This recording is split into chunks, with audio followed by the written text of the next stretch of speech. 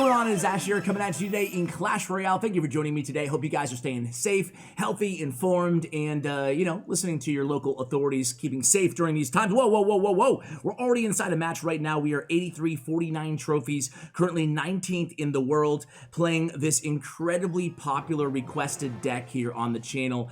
It is, well, you guys can see it in the deck slot below me here on the overlay. That's right. It is a really, really, really interesting balloon freeze deck with giant and a bunch of swarm cards, double minion. I have some strategy keys here. I am joined by Stralk, the player who uses this on top ladder. Again, a very popular request here. I'm going to give you, he's a Ukrainian pro, by the way. I'm going to give you his strategy, advice, and tips here. And this might be a free situation, guys. This is going to be a free situation. We might not even need it. Yeah, freeze does come down. And just like that, tower's going to be down. Can we defend here is the question. And yeah, it looks like we can really easily.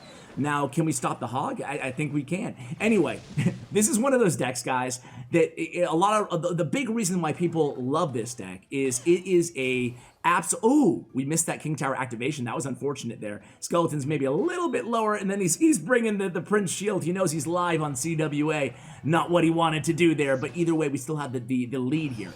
This is a deck where you can win in one push. You are never out of a match. You are never out. You never lost a game. You never give up with a deck like this. Because with giant, double minions, balloon, and freeze, it only takes one push. Just as you saw there at the beginning of this match, it only takes one push. So that's why this deck is so attractive to a lot of players. Good non-freeze over there in that situation by Stralk. Let's go ahead and share his other tips for you guys before we get to double elixir time, probably as we crossed over double elixir time. Number one is he never makes a starting play. You don't want to start with minions in the back with this deck because they just could have Ice Golem or anything to counter your minions, and there's really no other obvious play, right? You're not going to go with the giant in the back because you want to keep your giant in case you need to punish. So no starting plays ever with this deck if you want success, right? And we lose that left tower, so just like that, the Yusuf, the opponent here, has the damage advantage. But we have a nice little counterattack going here with a Starmie and a Giant in the pocket here against this this mini P.E.K.K.A. Now, let's see if we can get some minion damage here. A little bit of incidental minion damage to that left tower, but the Firecracker does clean up very nicely. The other tip that he wanted to share for me to share with you guys is counting elixir in keeping track of counters is so important with this deck, even more important than normal decks. Look at that freeze! Oh, beautiful freeze! And he had the predictive arrows for that Firecracker. Do we get a hit? We do get a hit! That damage is going to take that tower down, guys. And there it goes. 18, 17, 16 seconds remaining here. Starmie comes down, and a mini P.E.K.K.A. comes down. Here comes a big push for the opponent. They only have the Firecracker for our minion horde, and that's gonna be a victory here, guys. Giant staying aggressive on the King Tower. That's gonna be a really nice victory. Yeah, this deck is a little toxic. I'm not gonna lie. GG's there, Stralk. Kind of doesn't come off the tongue too, a Stralk. But anyway, it is a very Ukrainian name, I feel like. But 13th in the world, 8,366 trophies. But yeah, let me just finish regurgitating the deck tips for you guys. This is one of those decks. Stralk says that not only do you not want to make the starting play, but of course keeping track of your opponent's spells and elixir is imperative no matter what deck you're playing, right? But this deck especially, because all match, it could come like that last match in the first minute of the match where you're using your freeze because you know they don't have enough elixir to defend.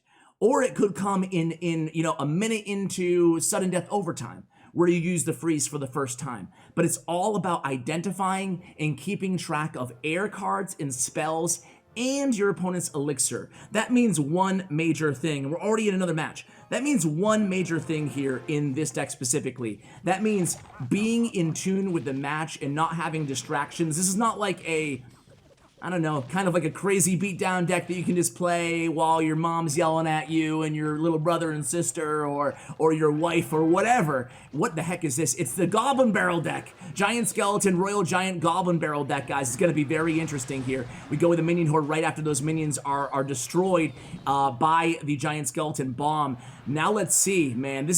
I can't believe Deco is playing this deck this high on ladder. He also has the Inferno Dragon there. I forgot Inferno Dragon was in this deck. But we have nothing to reset it. We have no answer. We just have arrows in hand. So nice job by Deco there, coming out striking first here. Now we have arrows for this in the left. We have skeletons there. Oh, we don't use the arrows. Okay. Interesting decision. Are we going to sack that right tower? What? Oh, man, that was a very calculated decision there. We have freeze in hand, though. Are we going to use it? Yes, we are. That's going to be tower down, boys and girls. That's going to be tower down, I think. Yeah, what else is he going to do? The opponent. Oh, boom! Tower's down. Okay. That's why I said you're never out of it with this deck. You have to be comfortable taking damage, and you have to be comfortable using that one calculated freeze that can win you the entire match. So here we go, guys. This is not over yet, though. When going against a deck like this, I mean, right? I mean, I don't even know what we're going to do here. We're going to sack the left tower. Not sack, but we can't defend this. One more hit, 63 HP remaining. So arrows will take down our left tower. We're going to go right in the pocket here. We go with the Skarmy. Now, he loves making that play. Look at how it distracts the Inferno Dragon. The opponent doesn't have an answer. They have E-Wiz. They use that E-Wiz there a little bit late on that E-Wiz. I think he didn't have the elixir. And we go with a freeze! It's gonna be a 3-crown, guys! Oh my god, this deck is so toxic. This deck is so toxic. Oh my god, Stralk. Dude, you dirty, dirty, dirty son of a jackal, man. Okay. We are now 10th in the world, 8,388 trophies, guys. I'm really enjoying this gameplay, though. And he just messaged me saying, full counter. I don't know if it was a full counter, but either way, that was a great match. All right, let me go ahead and just make sure this ranking is correct here, guys, before we go to the next match. Let me go to the leaderboards. Sometimes it takes a while to update. Okay, so it looks like we're still good. We are number 10 in the world. Let's see if this guy is going to keep playing. I sure hope he does. Let me just see if he's in a match, so I don't need to edit. I do need to edit. I'll be right back, guys. All right, guys, here we go again. A few seconds late here into this match, but hey, nobody's made a play. Well, I take that back. I guess I lied to you, or I guess Stralk did. He actually started out with a skeleton and then went with the Skarmy. So I guess maybe I'm going to ask him for clarification between these matches, but I guess if after like 20, 30 seconds the opponent makes no move, he is willing to go with the Skarmy at the bridge there. Now, we have an Ice Wiz and a Knight. That spells Graveyard to me. That spells NATO to me as well. So we're going to go in with the Giant right after that Balloon, anticipating a Tornado by the opponent. They go with the Tombstone, a very nice Tombstone to pull, and then let that Baby D target the minions. So beautiful defense here by the opponent. Looks to be a Korean pro. So here we go. It's going to be a Knight on our right tower, chipping away, getting the damage to be basically equal here. Actually, a little advantage for us. But then we use the Skarmy, pull that Barbarian aside here, and allow that Baby D to kind of equalize the damage on both of our towers on the defensive end. We go with a freeze there. Wow, what a sneaky, sneaky freeze. He went with a freeze on half a Skarmy there. That is a play there. You can only make a play like that one time every match. He immediately comes down with a poison. That's going to be our tower down. No, arrows come down. That's fine, able to defend and maintain the damage advantage just ever so slightly here by about, what, 50 HP? So now with 10, see, this deck is so aggressive. I mean, and he's aggressive with these freezes too, guys. So NATO's in hand by the opponent, so is Tombstone. We just go with a Naked Balloon.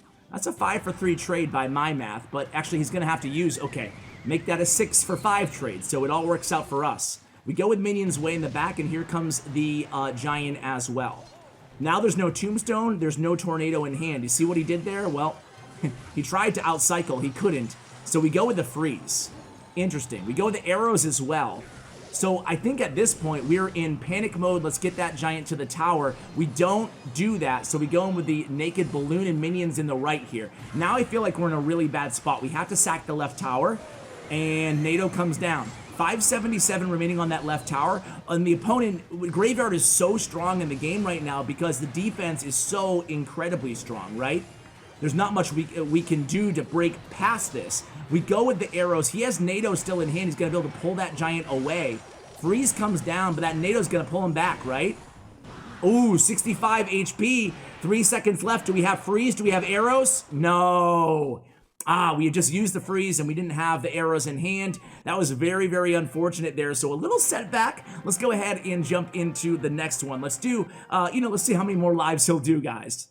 All right, guys, here we go into the next one. That last one was so close there. Jeez. All right, here we go. I'm going to have to give this deck a try myself. This is one of those decks that's just like, just the right level of toxicity for me to go ahead and play. So let's see. I asked him in the downtime, and he did say that if enough time goes by, here we just eat that Dark Goblin to the face, about 500 damage, 600 damage on our left tower. If enough time goes by, because the deck is not super heavy, he will eventually make a first play, especially if he knows what deck they're playing. Of course, that would only apply to people on very top ladder. So we do have arrows in hand, but we're not using them right now. I assume he does, unless it's his last card. Instead, we go with the freeze here. That's actually a really nice job, right? We're actually going to get a lot of damage. We're going to eat that Goblin Barrel as well here, saving that balloon potentially for either the Dark Goblin or the Princess. Let's see if we use it on neither right now. We want to make sure we have the skeletons there. We have Skarmy in hand as well. We go with the Skarmy in the right. So 161 remaining on the right tower. See how he basically just ignored half of the damage on his left tower? I'm really glad we kept going here because I have some replays for you guys too, because I like seeing how willing he is. It's almost like he's playing it like, I don't know, a golem deck where he's using his tower's HP as one of his main resources to manufacture, you know, an overall damage advantage inside these matches, right? So here we go. It's going to be a giant in the left. He's playing that giant again in front of his king tower, a move that I've seen him do here quite a bit. Now, this is going to be interesting. We go with the skeletons to stop that princess charge. Really important there. They have a princess in hand. They're going to go with it immediately. But we kill the prince. That was the most important. Then we use a very nice arrows there, taking down the girl rascals as well as the princess. So there's still plenty of time in this match, and it's going to be a 2-tower game here, guys. Obviously, we are not going to be able to protect that left tower. We go, oh, the log comes. Beautiful log by the opponent, able to take down our tower in a 5-for-3 trade, but getting our tower in the process. So here comes that Dark Goblin setup opposite lane for the opponent. We can just ignore it. We're still going to get that tower down, and there it goes. Importantly, we need to make sure we kill this prince, and we do. And again, oh, we narrowly missed that Dark Goblin. That was unfortunate there. And here we go, Minion Horde. We also have a Skarmy down. Nice job with that Skarmy, placing it to distract the rascals, also take down the Dark Goblin. And here we go, the good luck comes down from Stralk. That's usually a good sign. A very weird rocket comes down for the opponent. We have 2 Larrys on the tower, and here it comes. It's that nasty freeze coming down again here, guys. Could it be a 3-crown? 16 seconds remaining. I don't think we need a 3-crown. And that's going to be another 3-crown. This deck is a powerhouse. Ladies and gentlemen, boys and girls, what the heck is this? I'm telling you, this is the type of deck, though, I have to caution you guys. This is the type of deck that requires a high level of patience in learning these matchups. We've seen some rather unorthodox freezes. We've seen a lot of strange moves in terms of not how you normally play your typical deck. We're playing it like we're sacrificing a lot of tower damage. We're playing giants in front of the king tower. Go back and watch these replays. Put your annoying host on mute if you want to, because these are some very important strategic decisions here by Stralk that tells a lot about in terms of the strategy you want to implement when playing this deck. Let's go ahead and see if we'll play one more live. If not, I'll share a replay with you guys. All right, guys, he said he is actually done playing live, but I have a replay against, you guys know, one of my favorite players in the game, Faust. I've been touting Faust as the most underrated pro, in my opinion. I've said this for a year now in the game. I think Faust is, and I think it's people are starting to get wise to the fact of how good Faust is. I want to go ahead and face him here. He's playing a Balloon Cycle deck, and we're going to kind of study this matchup, study this replay, and kind of dissect how we beat a fast Balloon Cycle deck using this deck. He has Snowball, Faust that is, so it's going to be a good answer, a good response to our minions and our minion horde. So we're going to have to be very strategic and tactful in terms of our defensive decision making in this deck. We go with that Skarmy down first, and I think it's safe to say that Faust knows exactly what deck he is going against here. The Stralk, of course, kind of a ladder one-trick guy, and I don't mean that with any disrespect, but he always plays this deck. He is a master of this deck. So here we go. It's going to be a setting up with a Musketeer from Faust, and we have the Minion Horde already good to go, and we play the Minion Horde right into, notice how aggressive he is with the Minion Hordes. Even if there's a baby dragon in the opponent's deck, for example, he'll still go with the Minion Horde oftentimes. Now, look at how aggressive again. We go with the minions and the balloon push in the left. It looks like a tower trade situation here. We're going to go with a Skarmy to kind of mitigate damage on that Musketeer. Meanwhile, we're going to tower trade. We're going to take that left tower down, and he's going to take our right tower down. So just like that, again, I mean, the biggest takeaway you guys should have from this video, honestly, is the willingness of Stralk to tower trade with this deck and stay aggressive. His 2 favorite pushes, or his 3 favorite pushes, seem to be giant minion horde or giant minions, and just balloon minions in one lane. The minions to kind of push that balloon along, sometimes combining with a freeze. Now, if he has a tower down, another kind of habit that we've noticed here in the video is he will go with a giant Skarmy in the pocket and then have that freeze ready to go, okay? Especially if the opponent does not have a spell in hand. So here we go, Faust sitting at full elixir. We go with the minion horde again, right on top of that ice golem, and or the snowman, as Jimmy Fallon would say, for those old school viewers out there. And here we go. It's going to be a balloon push coming in from Faust. So balloon push into double elixir time. We go with the minions to defend. We have the skeletons ready for that. Oh, we would delay on the skeletons very nicely. We don't even have to use them here. Maybe against this musketeer, we go ahead and use it against the musketeer. So here we go. It's going to be a pocket push here coming from Stralk. We go again, ice golem down to defend, and we have freeze ready. We have another Skarmy ready there. Now we have freeze selected. Are we going to use it? We use it. So often, he uses that freeze on half of a Skarmy or a quarter of a Skarmy. We saw him win a match earlier using that same strategy, guys. Wow. Very interesting. I'm glad that I actually shared this replay because it shows again how willing he is. You can see he went with the Skarmy and then had that freeze ready to go as soon as he had enough elixir. But look at this attack from Faust here. Arch King Tower falls to 683 damage. 8 seconds remaining. Here we go with another pocket push. Now we have freeze. We have balloon as well. We go with the skeletons on that miner on the defensive end. When we go with the freeze at the last second there. What a Oh, I stand corrected. I thought it was over. We have Skarmy at the ready. We have minions at the ready. Here we go. 273 remaining on our tower. Now the snowball and log is in hand here for Faust. Here comes that snowball. 69 HP. The miner's in hand, but the freeze finishes it. Wow, what a match there against Faust. Guys, huge shout out to Stralk for coming on the channel. Check out his player stats and profile. Thanks to statsroyale.com. You can find that in the information below along with the deck link. I'm wishing you guys the best with this kind of one push juggernaut of a deck. Huge shout out to Bren Chong, my YouTube partner. And guys, that's going to do it for the video. Good luck again. Hope you guys are doing well, staying healthy, safe, and informed out there, keeping your social distancing game, high skill game there. Keep 6 feet away, guys. Stay safe. Thinking about you guys. Hope you're doing well, seriously. And huge shout out to Bren Chong, my YouTube partner. Check out his information in the description below. And as always, take care, guys.